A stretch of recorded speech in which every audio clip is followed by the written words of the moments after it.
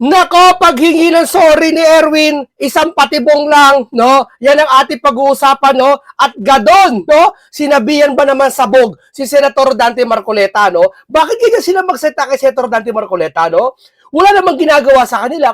Hindi naman siya inaano ni Senator Dante Marcoleta. Bakit ka nagre-react? Di ba? Dapat may mag-react yung mga tinitira na sinasabi nila ni Senator Marcoleta, hindi ikaw. Di ba? Ba't nagre-react siya? Di ba? At ito si Erwin, tandaan niyo, biglaan, sabi ko nga, di ba, paghingi ng sa kanyang sorry. Kayo, naniniwala kayo sa paghingi ng sorry ni Erwin? Ha? Ako hindi, isang patibong lang yan. Oh, isang patibong lang yung ginagawa ni Erwin. Para isipin ng mga tao na nag-isip siya siguro ng paraan. Tsorya ko lang to pero maaring may possible na ganito. Nag-isip siguro si Erwin ng paraan na paano siya makakahingi ng tawad sa tao. Kasi ang tao po, based sa psychology, pag nakahingi ka ng tawad, gumagaan yung loob eh. Oo, gumagaan yung loob. Ngayon, paano siya makakahingi ng tawad sa tao na hindi siya gumagawa ng basta, anong paraan para makahingi siya ng tawad sa tao? Awkward naman kung bigla siya manghihingi ng tawad. Patawarin niyo ako, di ba? Hindi, ang gagawin niya, mambabati ko siya, babantaan niya sino man. Napili niya si Senator Marcoleta at si Cayetano. Biro mo, sinabihan niya matanda, kaso kukwelyuhan. O, sinasadya niya yun eh. At alam niya, ang plano niya, magsosorry. Gawain nila yan eh, magkakapatid eh. Maliban doon kay Ben Si Ben kasi, iba ang utak no sa kumpara sa dalawa na to. Si Ben kasi, talagang, hindi, ito lang dyan ako hanga kay Ben eh. Diba? Hindi siya yung, kung ano yung kapatid niya, baka ba syempre kapatid niya pa rin yun, kakampihan niya pa rin yun. Pero yung pangangatwiran, iba sa magkapatid. Oho. Pero yung magsosorry ka, pagkatapos mong batukan yung isang tao, magsosorry ka. Bakit?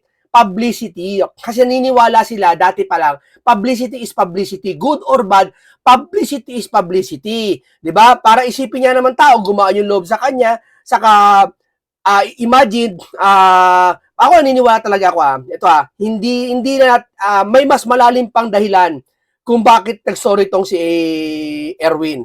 Naniniwala ako patibong ito. Pero maputol mo tayo diyan. Dito muna tayo kay Gadon sa kanyang sinabi kay Senator Dante Marcoleta. Peke na Blue Ribbon Committee daw na nag-imbestiga dyan sa 18. Peke, Blue Ribbon Committee daw. Hindi niya nagbasa ng konstitusyon. Pahawa kami siya ng konstitusyon na libro. Hindi niya binabasa. Yan ang sabi ko sa'yo, naniniwala sila sa haka-haka na naman. Naniniwala sila sa sabi-sabi, porkit kinampihan ng Malacanang, kinampihan ng mataas sa tao, kahit sabi niya ni Marcoleta, kahit si Putin pa o mas presidente kung sino kumampi dyan, kung wala sa batas, labag. Yan sabi ko nga sa Bible, kahit anong daldal mo dyan, magkukwento ka ng history, na video pa, may mga ano pa, kung labag doon sa Bible, wala naman nakasulat, hindi mo dapat paniwalaan, hindi mo dapat sundin. 'Di ba? Ganyan din dito sa batas. Para ano pa kung gumawa ng batas at sinulat sa libro, kung hindi rin naman susundin. 'Di ba? Ito, trash talk lang. Trash talk lang siya kasi hindi siya nagbabasa ng libro, hindi niya pinapakita. 'Di ba? Dapat ipakita man lang ganyan, o ito, binasa ko, 'di ba?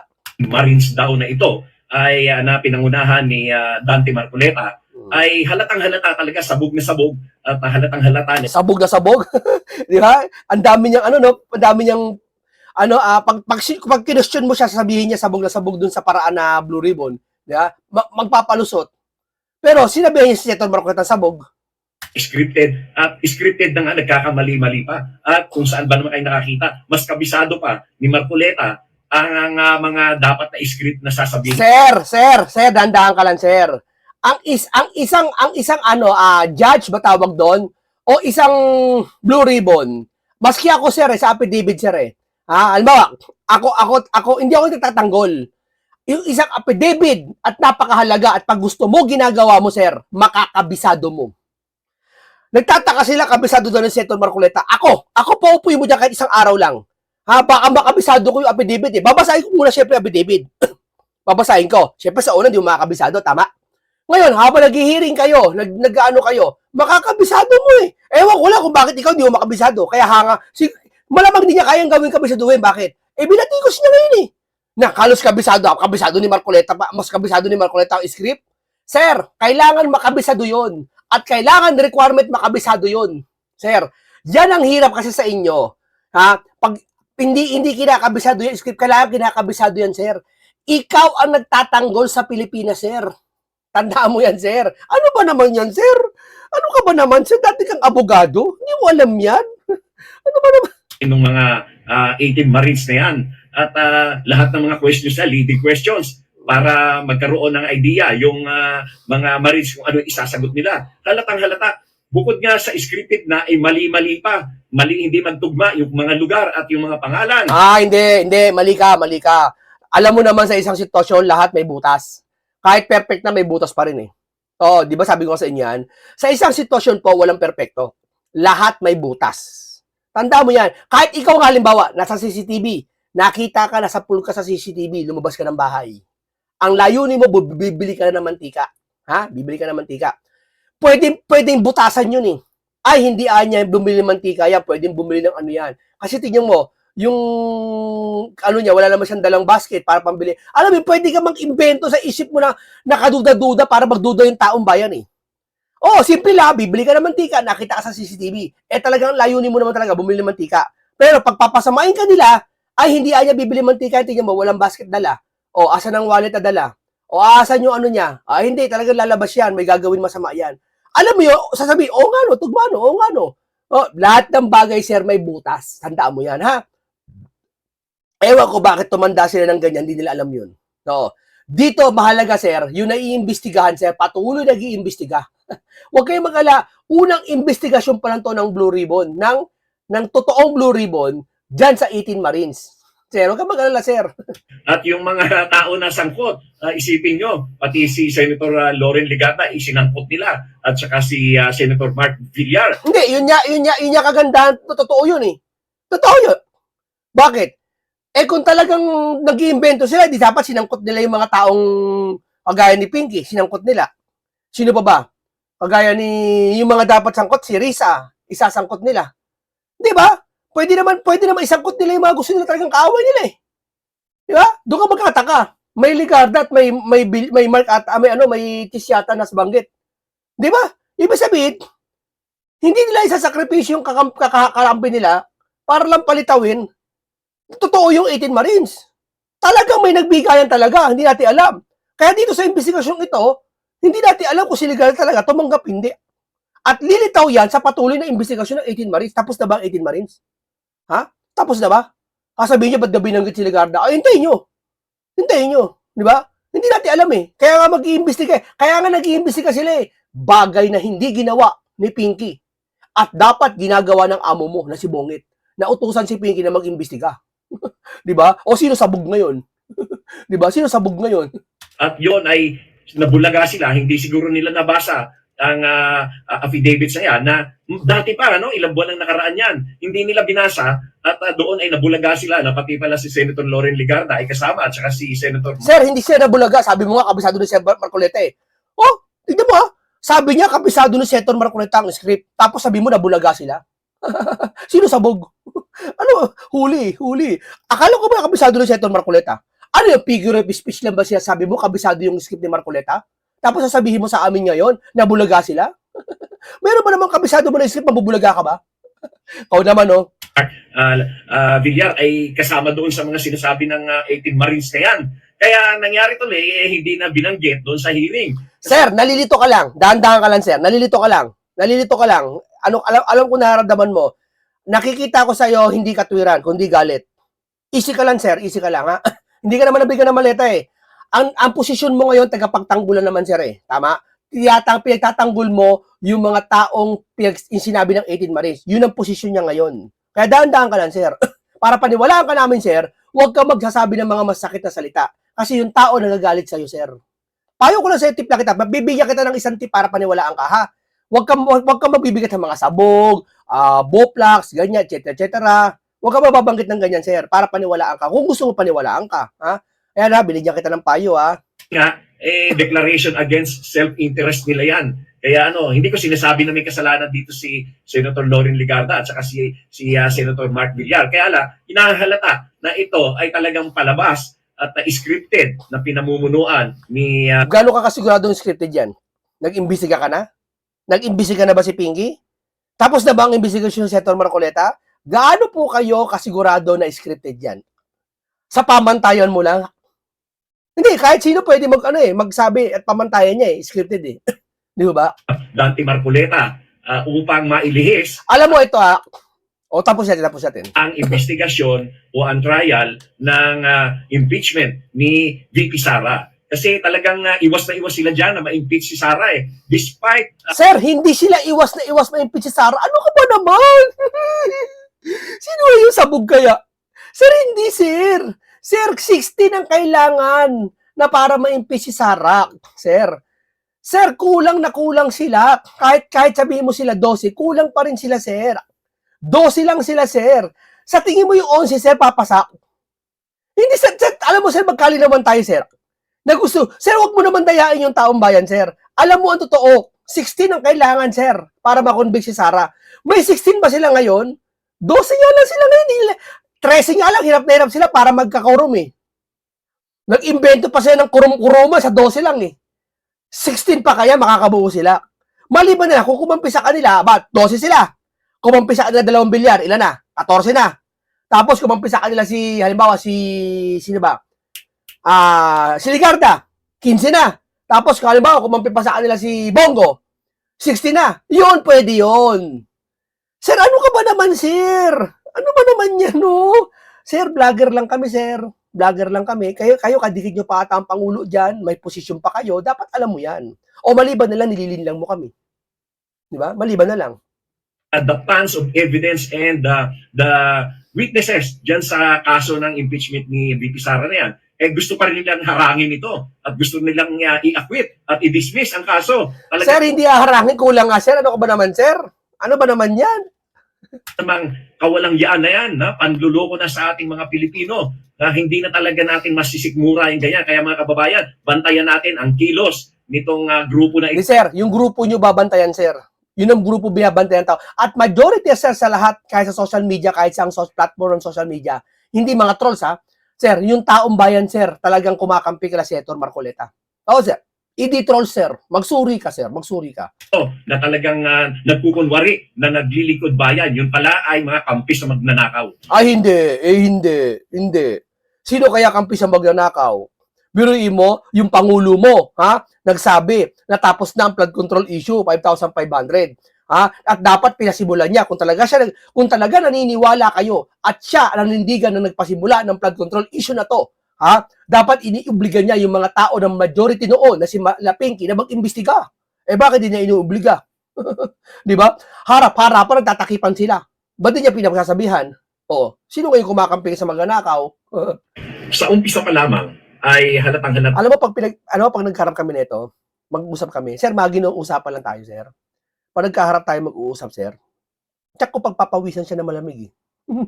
Ako hindi ako magaling sa pagiging lawyer. Pero sa pagiging kaalaman ko, karunungan ko. 'Di ba? Doon ko nadadaig yung kausap ko eh. Na ang motibo ni Senator Alan Cayetano sa pag-agaw ng pwesto ng Senate President ay upang kanilang ma-acquit si VP Sara doon sa kanyang impeachment. Kung hindi ba naman ay wala pang pinapasa ang House of Representatives na articles of impeachment, ay nagsasalita na sila na dapat ito ay mapawalang bisa. Sir, walang ganyan. Walang ganyan. Nagsasalita ko papawalang bisa. Walang ganyan. Tamo, yung merong ganyan, yung sa umpisa, yung unang impeachment. Yung pangalawang impeachment, sir, na nagkagulo, ipapasa yung article of impeachment, di ba nagkagulo nga ng 13 sa Senate, uhulin si Bato, kasabay ng pagpasa kay wala lang sasabing ganyan, sir. Wala. Ewan ko saan nyo nakuha yan. Pinacheck ko lang po siya, wala pong ganun. Mapawalang sala at dapat itong ma-dismiss. Kaya halatang-halata na kaya nila inagaw ang liderato dyan sa Senado ay upang i-acquit si... Sir, hindi inagaw, sir. Binawi, sir. Sir, binawi. Iyan ka na naman, sasayta ka naman sa hindi mo alam eh. Sir, anang agaw, sir, sila Bukol. Si Senator Marcoleta ang Blue Ribbon, inagaw nila Pinky. Ngayon, binawi lang. Iba yung inagaw sa binawi, sir. Sir, remind ko lang, ha? VP Sara. Wala na ibang dahilan yan. At ang pangalawang dahilan ay ang upang mabago nila ang naratibo ng flood control investigation. Oh, talaga ba? Mabago ang naratibo ng flood control investigation. Bakit? May investigasyon ba? 9 months siya na walang imbestiga. Partial report? Napakadali gumawa ng partial report. Pero yung investigasyon wala, sir. Sir, anong katunayan talaga na buti na lang hindi pumirma si Senator Marcoleta sa partial report? Ha? Ayaw, tingnan mo, hindi pumirma, pinasa niya pa rin sa ombudsman ni Pinky. Pinaniwalaan pa yata ng ombudsman eh. Hindi kompleto yung pirma eh. Di ba? Yan ang katunayan na kaya hindi pumirma si Senator Marcoleta, hindi na nga siya pumirma, di ba, pinasa na kagad? What if pa kaya kung pumirma siya? Eh di pipasa niya kagad, anong ibig ko sabihin? Siya pa sa report, sir, kulang yung mga taong dapat ipatawag imbestigahan. Di ba? Oh, andun ba si Tamba? Ha? Andun ba yung mga pinangalanan ng mga 68 na contractors? Siya mismo nagsabi, si Pinky? Alam ba ni Bongit yan? Alam mo ba yan, sir? Sasabihin mo ngayon, unang dahilan para sa impeachment nila, mabuwag. wala nun, kababayan, wala nun. Na ginawa ni Senator Ping Lacson. Kaya halatang-halata ito. Hindi na ito trabahong makabayan, kundi makasarili at upang kanilang kampihan ang isang magnanakaw. Sir, laos na yung ganyan sa salita, sir. Laos na yung ganyan. Maniwala kay sir. Yung tao, sir, alam na nila yung gagawin nila. Oo, sir. At ang iba pang kapwa magnanakaw. Talaga namang kalungkot. Ako, sa didibang ko lang siya. Kinokomentaryo ko lang siya. Hindi ako galit sa kanya.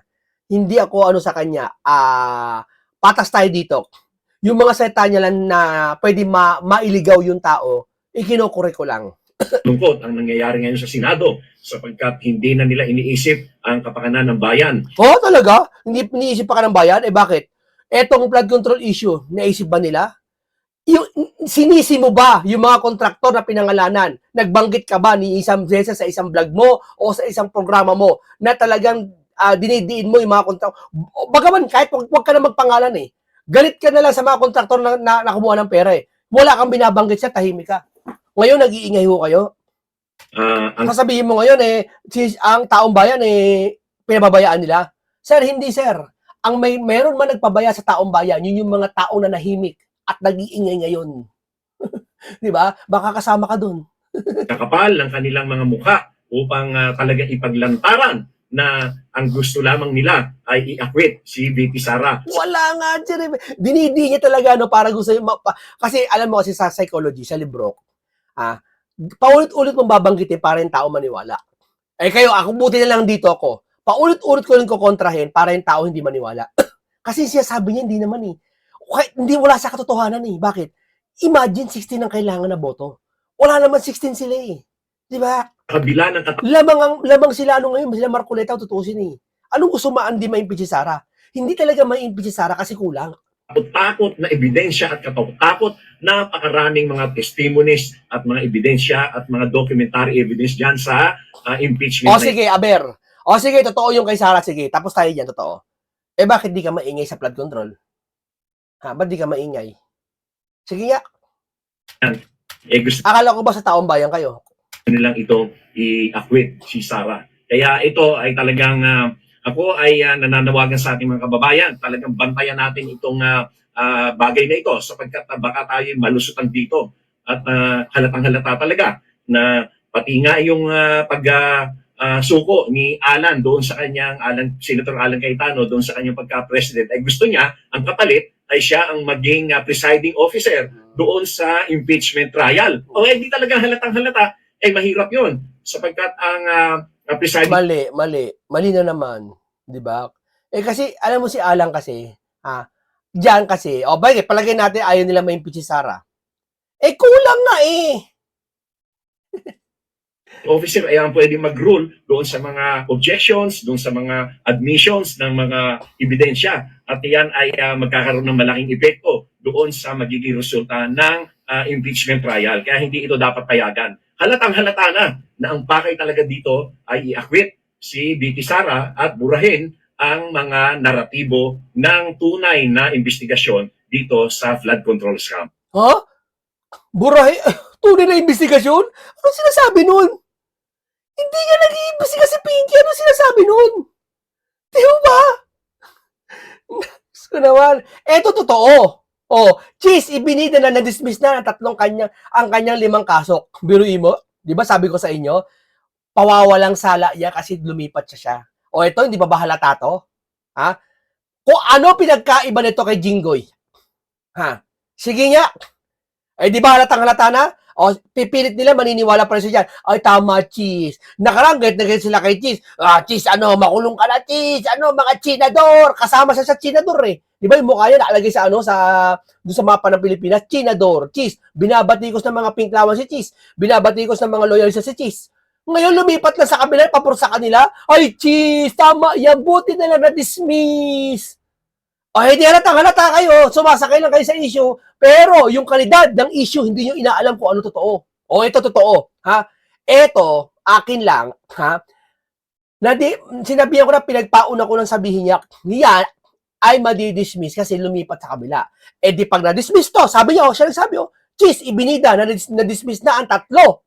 Ha? Bagay na hindi na-dismiss kay Jinggoy. Ha? Ibig sabihin, totoo siya sabi ng majority ngayon na sila Alan Cayetano na pag lumipat ka, mawawala kaso mo. Hindi pinatunayan na totoo siya sabi ng kabila. Hindi to coincidence. Tandaan mo, pareha silang kaso ni Jinggoy. Hindi to coincidence. Biruin mo, mas na-dismiss to? Bakit? Ano meron? Harap-harapan tayong ginaganito, mga kababayan. Sabi niya, nakikita ko ngayon sa Facebook sa mga ibang social media tama na, magsasalita na. Ang malalaking reliyon nagsasalita na at magsasalita na. No? Sabi niya sabi sa isang sabi niya narinig ko sa mga Facebook sa INC narinig ko, nagpo-post niya yun sila. Narinig ko, narinig to. Ang isang kasalanan na pinabayaan mo, para mo na din ginagawa yun. Di ba? Halimbawa, nakita mo, dyan sa harap ng bahay mo, gumagawa ng kasalanan, hindi mo sinasaway, kaisa ka na rin doon. Kaya sila, sinasaway nila yung mali at magsasalita sila para sa mga mali na nangyayari ngayon. Di ba? Kaya nga sabi ko sa inyo checkmate na ni Senator Dante Marcoleta ang mangyayari. Alam ni Senator Marcoleta, na-booking na ang panibagong plano nila. Kaya yung pagsusorry ni Erwin, sabihin ko sa inyo, pain yan mag-iisip ako ng paraan para makapag-sorry sa tao. Alam ko na. Babanatan ko si Marcoleta pag babantaan ko. Tapos pag nagalit yung taong bayan sa akin, magsusorry ako. Para pag nag-sorry ako, pwedeng, marami kasi dahilan. Pwede mag-sorry siya, publicity is publicity. Pwede nag-sorry siya, para yung blue ribbon niya, hindi langawin ngayon. Di ba? Yung blue ribbon kuno ni Erwin, hindi langawin ngayon para paniwalaan siya. No? O kaya, pangatlo, pwede gumaan yung mga damdamin ng ibang tao sa kanya. At pang-apat, natakot siya sa mga supporter ng Senator Dante Marcoleta. Natakot siya. Di ba? Yun lang yun Pero, ano pa man ibang dahilan, hindi ko pa makasabi dito. Kayo magsabi, bakit nag-sorry si Erwin? Para sa akin. Kasi para sa akin, patibong yan patibong ang pagsosorry niya. Hindi ako niniwala dyan. Kung talaga nag-sorry po si Erwin, nag-sorry siya, sincere sa puso niya, hindi salita. Kasi madaling sabihin Tandaan nyo madaling sabihin, I love you, sorry, happy birthday, lahat. Pero nakikita mo wala sa gawa. Madali ngayon mapaniwala ang tao sa damdamin na, ay sorry kuwari sincere ka. Pero hindi mo makikita sa nangyayari. Ano ibig ko sabihin? Kung talaga nag-sorry si Erwin, ibig sabihin mali siya. So, ibig sabihin, bakit ngayon sitwasyon niya walang pagbabago? So, ibig sabihin, nag-sorry lang siya. Pero yung sitwasyon, walang pagbabago. Di ba? Yun ang ibig ko sabihin. Ibig sabihin, isang patibong yan. Di ba? Hindi ka talaga nag-sorry. Isang patibong, naniniwala ko. Hindi ko mamabanggit pa ngayon kung ano talaga eksakto kung bakit siya nag-sorry. Pero naniniwala ako, isa tong pain, isa tong patibong. Siguro, eto, chorya ko pa isa. Siguro, hinihintay niya mag-react yung mga supporters ni Dante na magkamali. Di ba? Para bumuelta siya. Para siya bueltahan, siya kawaan. Di ba? Ganyan kasi ang takbo ng social media ngayon Kung sino na-api, kakaawaan. Siya, nagsosorry, para pag-apihin siya kakampihan. Ganun ba yon? Pero patibong pa rin yan. Naniniwala ko. Pakinggan natin si Mr. Harry Roque. Magandang araw po sa inyong lahat. By now, halos lahat ng Pilipino narinig na yung kaso ng Avellino versus Cuenco. Ito kasi ang ginagamit ng legal na basihan ng BBM 11+1 na ang 12 daw ay sapat na quorum para matanggal ang Senate President at para mapalitan ang lahat ng chairperson ng standing committee na Senado. Pero tama ba ang sinasabi ng mga senador? Halos lahat sila ay hindi mga abogado. Unang-una, itong Sherwin Gatchalian. Siya daw ay acting Senate President at Senate pro tempore na hinalal ng 12 miyembro ng Senado.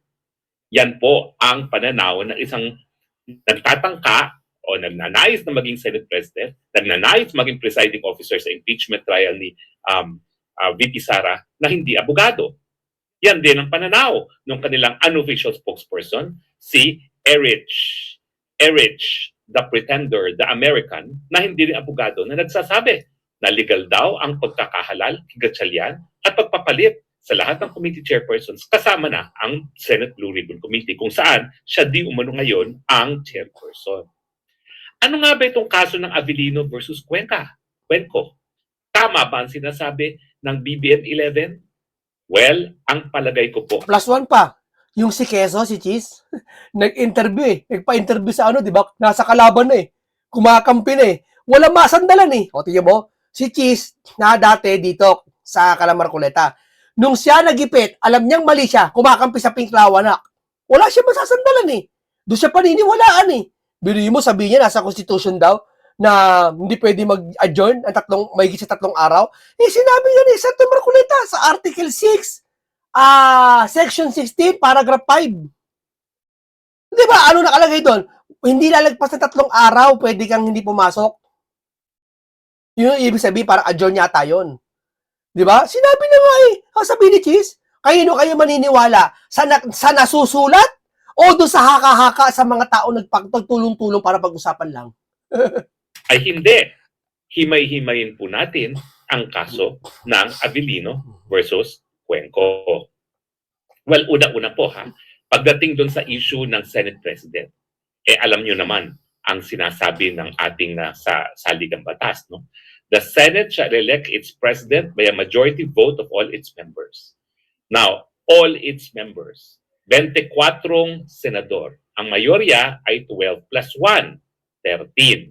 So ngayon po, malinaw, wala pa pong Senate President na iba kung hindi si Alan Peter Cayetano dahil siya lang po ang nahalal na bilang Senate President na merong 13 na boto. Ngayon, ang tanong, paano naman yung mga sumusunod na mga opisyales di umano ng Senado? Well, ang nakasaad po sa rules ng Senado, talaga naman pong ang Senado mismo ang magtatalaga ng mga chairperson. Pero ang tanong, kung ang mga chairpersons ay nahalal ng plenaryo nang wala namang quorum, may bisa ba yan? Well, alam niyo po kasi, ang Senado ay isang collegial body. Kinakailangan lahat ng desisyon nila ay aprobado ng Senado. Alam mo si Ari Roque, mas naniniwala ako dito, bakit? Eto, magaling na abogado to. Oh! Mataas ang... I-search nyo kasi kung ano, asa nag-aral yan itong taong ito. Oo, sige, nagkakasala siya ngayon, galit kayo. Pero hindi mawawala at di makukubli natin na magaling tong taong ito. Anong katunayan? Hindi niya siya mahuli-huli. Hinahamo nga niya eh. Alam niya batas eh. Di ba? Alam niya. Di ba? O sige, palagi natin may kasalanan siya sa Pogo. Sige, alam natin. Pero ang pinag-uusapan nito yung talino niya eh. Ha? Kung paano niya na-explain lahat niya at paano niya talagang wala ibang ginagawa niya kundi magsuri doon sa ano. Kaya nga sabi ko sa iba ang abogado. Sa nag-aabo-abogaduhan lang. Di ba? Pag abogado ka, may kahihiyan ka sa sarili mo na magbabasa ka ng libro. At nagmamanifest sa utak mo talaga, ito ako. Abogado ko. Kaysa yung abogado lang, school bukulan lang, one-bulan lang, pinky-pinkyhan lang, Erwinan lang, bendalo lang, wala yun. Walang legal background si Erwin. At para magkaroon ng isang legal na desisyon ng ang Senado, kinakailangan ang Sabi ni Senator Marcoleta. pagpulong ng Senado ay merong quorum. Ano bang sinasabi mismo ng ating saligang batas pagdating sa quorum sa Kamara o di kaya sa Senado? Ang 12 ba ay quorum? Well, hindi po. Kasi ang nakasaad sa ating saligang batas, Article 6, Section 16, Paragraph 2, a majority of each house shall constitute a quorum to do business. Ibig sabihin po, literal, mayorya ng lahat ng senador ang kinakailangan para magka-quorum. Ilan po ang numero niyan? Hindi po yan 12. Yan po ay 24 Totoo. divided 24 yan. by 2, 12 plus 1. 13 para majority. Sasabihin nila, asan ba si Bato? Malay ko. Asan si Bato? Asan ba si Jinggoy? Nakakulong. Ano naman? Senador ba sila? Bakit majority mo 12? Sige nga.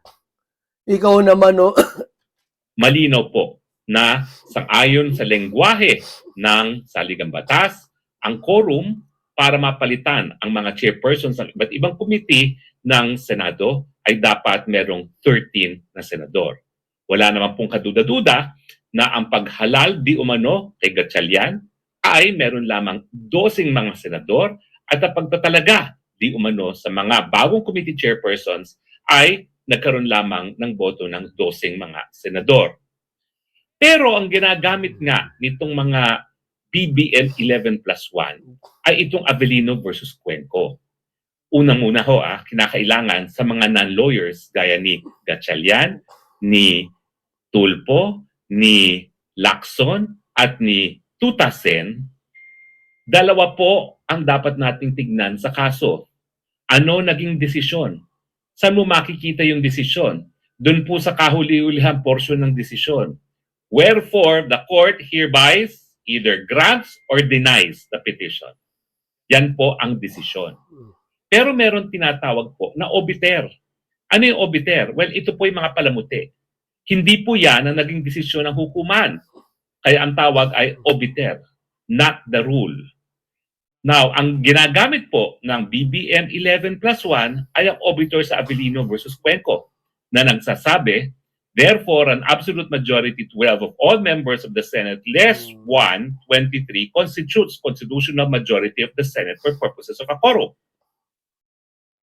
Ang dahilan po kung bakit sinabi ito ng hukuman, yung mayorya, ay dahil isa sa senador ay nasa Amerika. Tama. Kaya nga gusto nilang dalhin sige, bakit gusto niyo si Bato dalhin sa ibang bansa? Sa dahig. Para kasi alam nila yung Avellino Cuenco.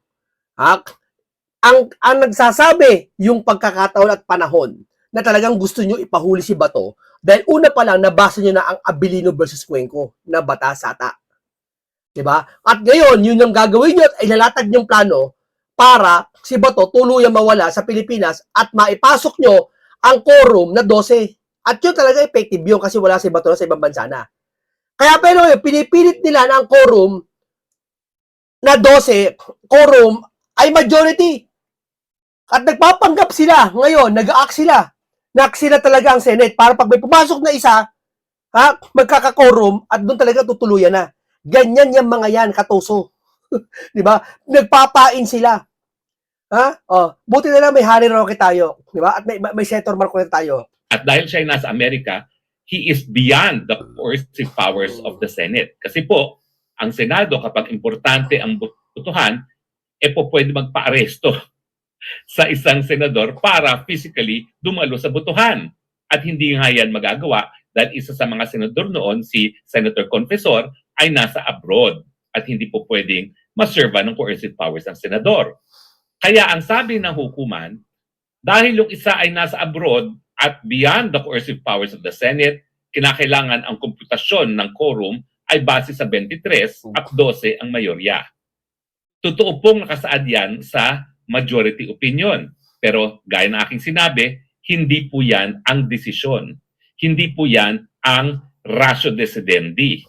Ang decision po is the court with 11 justices. Kasi itong ruling na to, ginawa ito ng 1987 Constitution para ito ang susundin ngayon.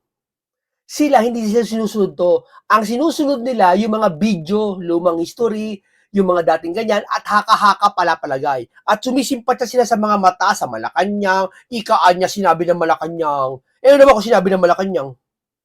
Kung wala sa rules Di ba? May nakitaan niya ako isang anghel na kinausap ako at sinabi sa akin, itong krus na to, itabi mo to kasi ito makapangyarihan. Naniwala ka. Pero hindi nakasulat. Huwag ka maniniwala. Hanggat di nasusulat sa Biblia. Ang paniniwalaan mo lang nakasulat sa Biblia. Kaya nga ginawa ng Diyos siya para paniwalaan. Diyan ka babatay. Hindi sa haka-haka Ganun din ang ruling, ganun din ang libro ng Senate at ng konstitusyon. Yan ginawa para mabasa ngayon sa panahon natin. at paniwalaan at yan ang sundin. Sa mga panahon na yon, with a vote of 6 justices against 4, resolved to deny the petition. Yung isa well, 10 po ang bumoto, pero 11 po ang judges, ang mga justices na nag-participate. So, ibig sabihin, ang decision kapag in-invoke mo ang Avellino versus Cuenco, petition dismissed. Bakit na-dismiss? Kasi ang sabi ng hukuman, sang-ayon sa 1935 Constitution, at I emphasize, dahil iba po ang lengguwahe ng 1935 Constitution sa 1987 Constitution, ang sabi ng mayorya, at 4 po ang nagsabi na merong quorum out of 6, no? 4 lamang, ang sinasabi nila ay ang decision daw... Of our 4 we did say that 12 was quorum. It was because of one senator confessor was abroad and beyond the coercive powers of Senate. Yun eh. Sino magiging Senate President ay isang bagay na ibinigay ng saligang batas sa mga senador lamang at hindi dapat paghimasukan ng hukuman. Okay, maraming salamat sa iyo, Harry Roque. Dito lang po muna tayo, no? Dito po ay naniniwala tayo, ulitin ko, checkmate na sila ni Senator Marcoleta. Alam na ni Senator Rodante Marcoleta at ni Alan Peter Cayetano na ang plano nila at ang mga susunod na plano nila. Etong Blue Ribbon hearing, kunwari lang yan, maniwala kayo. Yung pagsosorry ni Erwin, patibong yan. Patibong yan, sabihin ko sa inyo. Hindi man natin na-explain masyado kung ano yung balak niya, pero hawig, doon sa explain natin ng una. Na yan ay patibong. Di ba? Okay, maraming salamat. Isang talakayan na naman ng punong-puno ng karunungan at kaalaman. Isang makabuluhan, ang pag-uusap na to, itong talakaya to, isang makabuluhan. No? At talagang lesson learned, marami na naman kayo natutunan. No? Ingat lagi kayo. Paalam po sa inyong lahat.